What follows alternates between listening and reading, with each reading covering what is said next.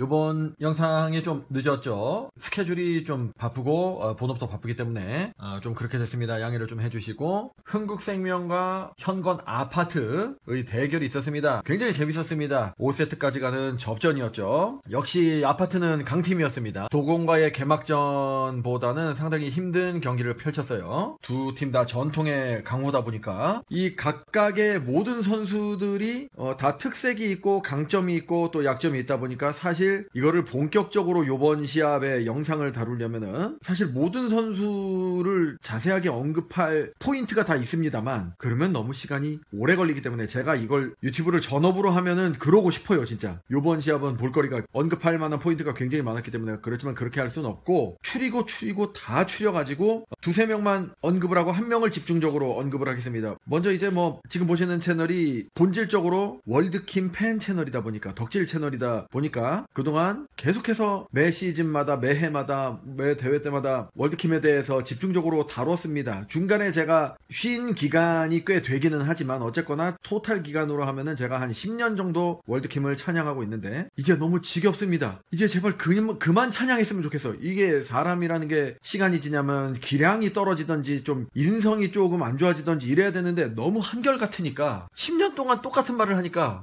지쳤습니다. 아니 무슨 나이가 좀 들면은 좀 경기력이 현저히 저하되고 그런 맛이 있어야 되는데 사람이 계속 똑같다 이거야. 예, 그래서 간단하게만 다루겠습니다. 이게 자세히 다루어도 되는데 그러면은 그동안 제 영상 보시면 다 나와 있거든요. 예, 이번 시합에도 여러 가지 공수의 그런 장점과 시합을 이끌어가는 그런 카리스마가 돋보였습니다. 23점으로 양팀 최다 득점을 했고, 공격 성공률 40% 넘어갔고요. 그리고 리시브 효율도 저번 시즌에 막 평소에 보여준 것보다는 좀 못 미쳤지만 30%대의 쏘쏘 리시브 효율을 보였습니다. 그리고 이제 특히 우리 월드킴의 그 위력 아시잖아요. 5세트에 가면은 위력이 발휘된다. 이번 시합에도 하드캐리를 해서 승리를 이끌었습니다. 승점이 2점이라는 것이 조금 아쉽긴 하지만요. 그래서 월드킴 얘기는 그 정도로 하고, 10년 동안 많이 했으니까. 그 다음에는 흥국생명에서 한 명을 꼽자면, 물론 흥국생명 모든 선수들이 제 역할을 최선을 다해서 수행함으로써 언급할 포인트가 많았지만, 한 명만 언급을 하자면 도비를 꼽을 수 있겠습니다. 예. 왜냐면 다른 포지션들은 다른 유튜브 채널이나 기사에서 언급을 많이 했거든요. 도비가 이번 시즌에는 란리베가 부상으로 인해 가지고 결장을 많이 하고 있는 가운데 이제 백업 멤버로서 출전을 하고 있는데, 요즘 말로 폼 미쳤다 이런 말 있잖아요. 예.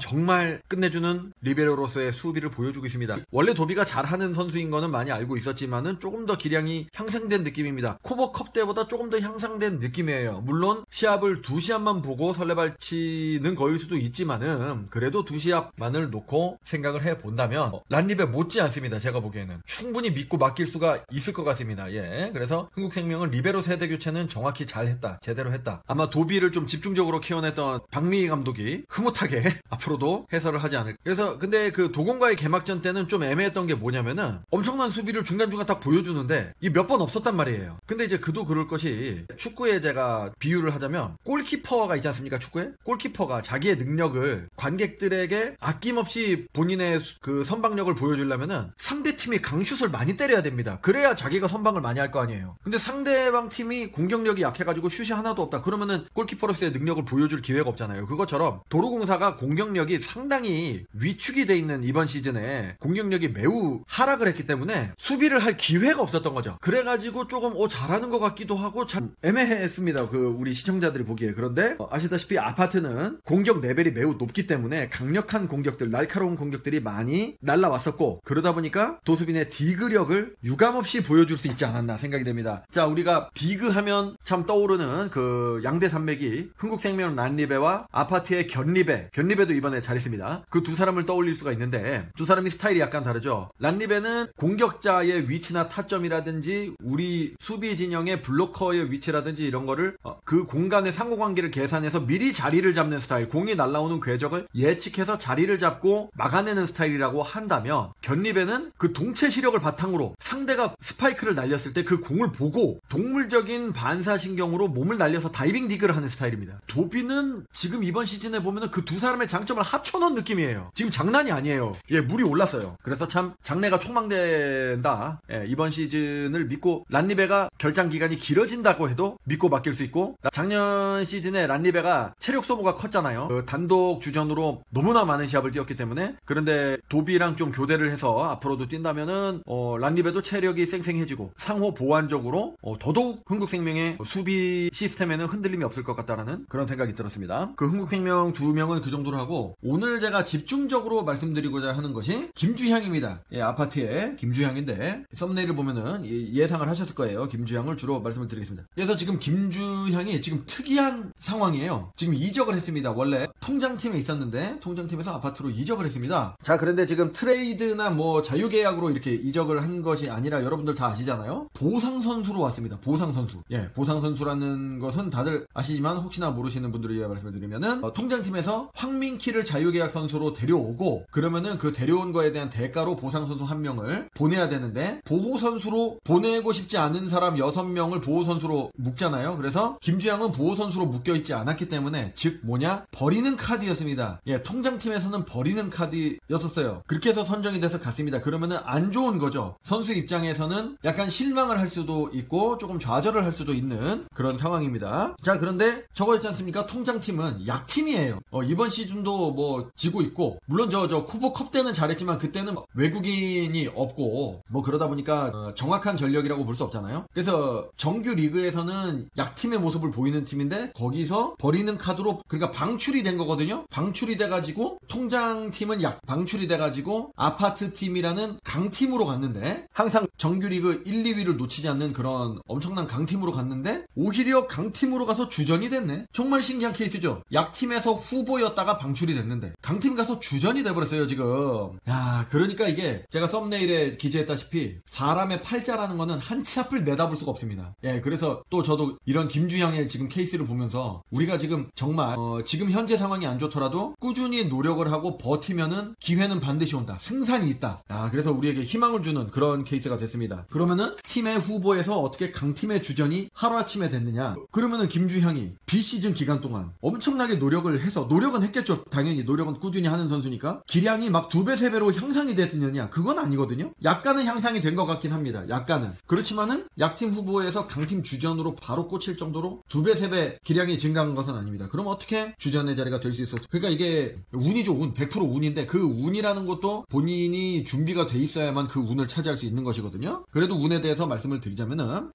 먼저 통장팀에 있을 때 그러면은 왜 후보를 했느냐에 대해서 말씀을 드려보면은요, 통장팀의 김호철 감독은 아웃사이드 히터를 기용할 때, 스타팅 멤버를 결정할 때 말이죠. 이제 아웃사이드 히터는 공수를 다 해야 되지 않습니까? 서브 리시브도 봐야 되고, 디그도 받아야 되고, 그리고 스파이크, 공격 이런 거를 해야 됩니다. 그런데 감독마다 성향이 있는데, 김호철 감독의 성향은 뭐냐면은 아웃사이드 히터가 공격력보다 서브 리시브 능력치를 중요시해서 선발을 합니다. 자, 왜냐? 김호철 감독은 세타 중심으로 팀을 운영하는 감독이에요. 세타가 화려한 토스와 그런 세트 플레이, 공격자들의 공격력을 극대화시킬 수 있는 플레이, 게임 전체를 지배하고 통솔하는 플레이를 선호합니다. 그래서 세타들을 항상 엄격하게 키우고, 이번에 아시아 쿼터도 세타를 뽑았잖아요. 자, 근데 세타 중심으로 팀이 잘 돌아가기 위해서는 세타가 토스하기 용이한 공이 세타에게 올라와야 되겠죠. 그러려면은 서브 리시브가 세타에게 정확히 전달이 돼야만 세타가 자기의 의도대로 능수능란하게 플레이를 할 수 있는 겁니다. 예를 들면 흥국생명과 같은 팀하고는 반대예요. 흥국생명은 세타들의 토스가 좀 불안정하더라도 공격수의 강력한 파워와 공 해결 능력, 해결사 능력으로 인해서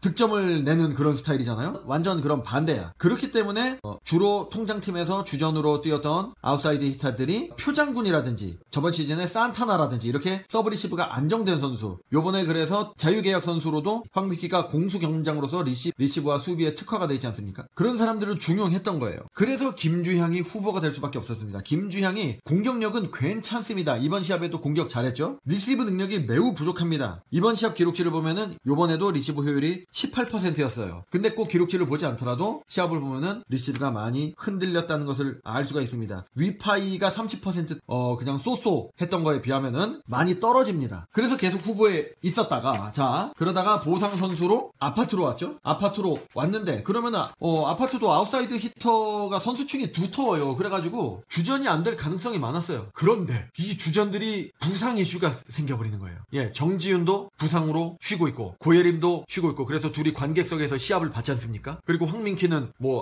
당연히 이제 통장으로 갔고 그거 대신 지금 김주향이 들어온 거니까 특이하게 주전급 아웃사이드 히터들만 골라서 일이 생겼어. 예, 그러다 보니까 코보컵 때부터 조금 정시영이라든지 김주향 이런 사람들을 이제 기용을 했는데 그중에 김주향이 자신의 기량을 코보컵 때 증명을 하다 보니까 정규 리그에도 선발로 기용이 된 거죠. 그래서 위파이 시통이 들어왔지만 그래도 한 자리가 비어 있었기 때문에 행운 반 본인의 노력 반으로 해가지고 차지할 수 있었던 겁니다. 그러면은 어떻게 보면은 또 땜빵 주전이잖아요. 그러면은 일시적으로 주전을 했지만은 그래도 원래 위치는 후보였기 때문에 제 기량을 펼치지 못하는 경우가 보통은 많잖아요. 그런데 여기서도 시합 내용적인 측면에서도 기용 말고 시합 내용적인 측면에서도 운이 좀 받쳐줬습니다. 뭐냐면은 그 득점이 많았잖아요. 근데 그 득점이 많은 게 기량이 막 2배 3배 증가된 게 아니잖아요. 어떻게 된 거냐면 여기서 중요한 게 아파트의 세타가 김다인이라는 겁니다. 우리가 김다인에 대해서 말씀을 좀 드리면은 염치기나 폰치기처럼 이렇게 화려하고 과감한 플레이를 하는 스타일이 아니에요. 김다인은 확률 배구를 추구하는 스타일입니다. 안전한 플레이를 선호해요. 상대방 블로킹이 낮은 쪽을 공략한다든가 그리고 하이볼 상황일 때는 그 전위에 있는 자신의 공격수 중에 가장 하이볼 처리를 잘하는 사람, 예를 들면 양뽕 아니면 용병 이런 쪽으로 오픈 토스를 올리는 스타일입니다. 변칙적이고 이런 거를 안 해요. 자, 그러면은 어떻게 되느냐, 그 상대가 서브를 저 아파트 팀으로 하면은 아웃사이드 히터나 리베로 중에 리시브를 한 명이 받잖아요. 근데 목적타는 주로 아웃사이드 히터에게 간단 말입니다. 그러면은 리시브를 받는 아웃사이드 히터에게 공을 잘 안 올려줍니다. 왜냐면은 서브 리시브를 받았으면은 밸런스가 약간 흔들리고 공격 성공할 가능성이 적어지기 때문입니다. 보통의 경우 허를 찔러서 주는 경우가 이제 염치기 폰치기처럼 과감한 세타들 같은 경우 아니면은 또 이제 뭐 필 받은 박은지 이런 스타일이면은 과감하게 공을 받았던 사람에게 북치고 장구치고 어택을 하도록 유도를 하는 그런 거는 약간 허를 찌르는 거죠. 근데 그거 또 이제 가끔 나오는 거고 김다인은 더 적습니다. 이번 시합에도 한두 번은 그런 게 나왔는데 김주향이 받고 김주향이 때리고 이런 게 한두 번은 나왔는데 그거는 허를 찌르는 플레이라서 확률은 낮아요. 그래서 거의 주지 않습니다. 그 리시브를 직접 받고 공격을 했는데 득점을 할 확률이 어느 정도 높은 선수가 되려면 킴 정도의 경지에 이르지 않는 한 그게 쉽지가 않습니다. 확률이 낮아요. 이번에 아파트 팀이 목적타 서브를 누가 주로 받았습니까? 위파위 시통이 많이 받았죠. 이게 좀 김주향 위파위 시통에게 이렇게 분배가 좀 됐는데 위파위한테 좀 더 많이 갔습니다. 왜냐? 위파위가 공격력이 더 김주향보다 강하기 때문에 그 공격을 좀 견제하기 위해서 견제 목적타를 흥국생명이 많이 날린 겁니다. 그러니까 저렇게 할 수도 있었는데 김주향이 리시브가 좀 약하니까 김주향에게 목적타를 날리면은 아파트의 리시브 라인을 흔들게 해서 전체적인 팀 밸런스를 무너뜨릴 수 있다는 장점이 있긴 하지만 그거를 포기하고서라도 위파이 시통의 공격력을 견제하고 싶었던 겁니다. 근데 그게 이번에는 성공적이었던 거죠. 그래서 원래는 만약에 목적타가 한쪽으로 쏠리지가 않으면 지금 기록치를 보시면은 60여 개 정도의 공격 횟수가 있었습니다. 두 사람이 위파이와 김주향이 원래는 한 위파이 40, 김주향 20개 정도로 분배되는 게 적절합니다. 예, 그 공격 레벨로 봤을 때는. 그런데 오히려 거의 절반이죠. 오히려 김주향이 좀 더 공격 기회가 많았습니다. 토스를 더 많이 받았어요. 왜냐면은 위파이 시통에게 목적타가 많이 갔기 때문에 김다인은 목적타를 상대적으로 덜 받았던 김주향에게 공을 더 많이 올려준 겁니다.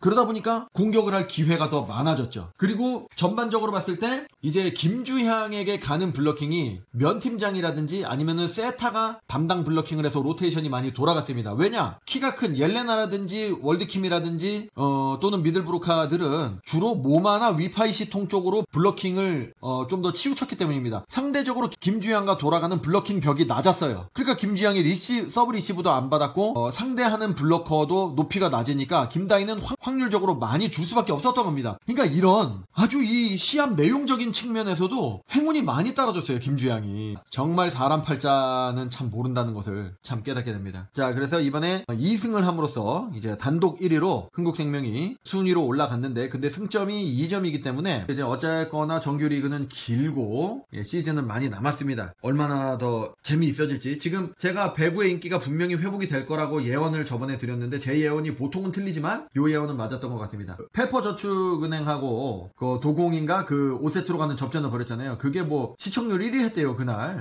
1.4%인가 3%인가 뭐 그래가지고 그래서 배구 인기는 다시 반등을 하고 있는 거를 느껴서 또 다행이라고 또 생각이 되고 이 정도로 말씀을 드리겠습니다. 계속 말씀드렸다시피 10월달 11월달에는 제가 스케줄이 많고 이제 본업도 바쁘고 해가지고 영상이 조금 느려지거나 영상 업로드가 늦게 올라오거나 또는 못 올라올 수도 있다는 점을 널리 양해해 주시기 바랍니다. 감사합니다.